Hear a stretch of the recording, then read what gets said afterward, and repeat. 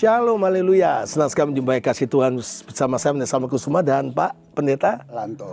Kita ada di Bukit Dua Nusantara, tepatnya di Kapel Bait Salomo atau Bait Suci yang dibuat persis, Pak Pendeta, seperti yang di Alkitab.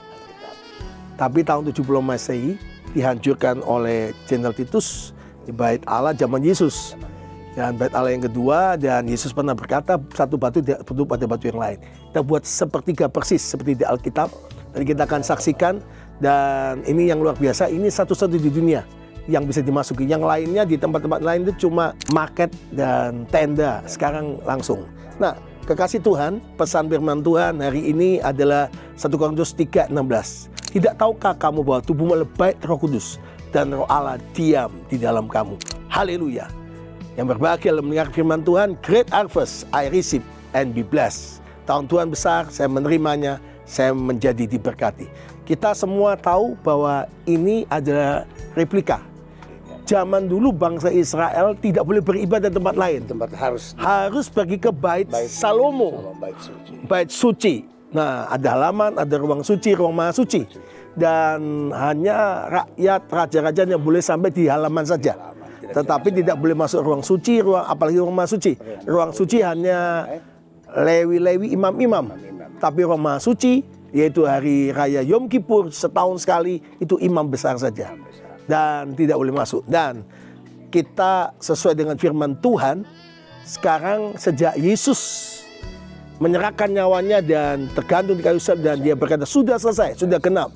Maka bait suci itu, ruang maha suci dan ruang suci tirainya terbelah jadi dua.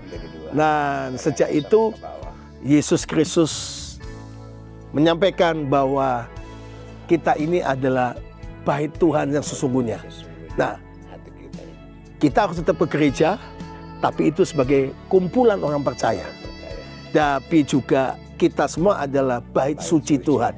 Nah, 1 Korintus 3:16 berkata, tidak tahukah kamu bahwa kamu adalah bait suci, bait Allah, dan Roh Allah diam di dalam kamu. Haleluya. Jadi Bapak Ibu sekalian yang dikasih Tuhan, untuk mengalami great harvest I receive, pertama, sadari bahwa kita ini bukan milik kita. Kita ini milik Yesus Kristus Tuhan, dan Roh Allah diam di dalam kita. Dan kita harus menjaga tubuh ini, menjaga jiwa kita, menjaga roh kita untuk hidup benar, hidup kudus. Karena Ibrani 12 ayat ke-14, kejarlah kekudusan dan berdamai dengan semua orang.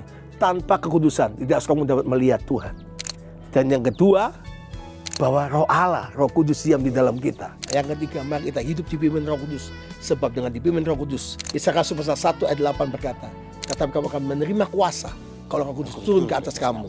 Kamu menjadi saksi Tuhan, Yerusalem, Yudea, Samaria, sampai ke ujung bumi. Ujung bumi adalah ibu kota. Dan sekarang kita akan masuk ke Bait Salomo. Silakan, ayo kita terangkan sama-sama.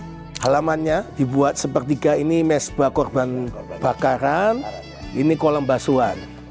Nah, ini dibuat seperti yang di aslinya, dan ini tiangnya ada dua. Di Alkitab namanya Boas dan Yakin. Nah, ayo kita masuk, kasih Tuhan. Kalau zaman dulu nggak bisa ibadah ketemu Tuhan di tempat lain. Nah, ini kekasih Tuhan. Ini adalah meja roti pertunjukan, dibuat ukuran 1:1 seperti yang di Alkitab.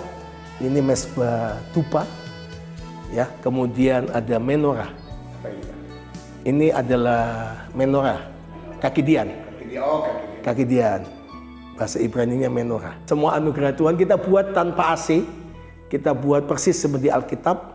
Nah, ruang suci ini, kalau halaman boleh raja, semua boleh masuk.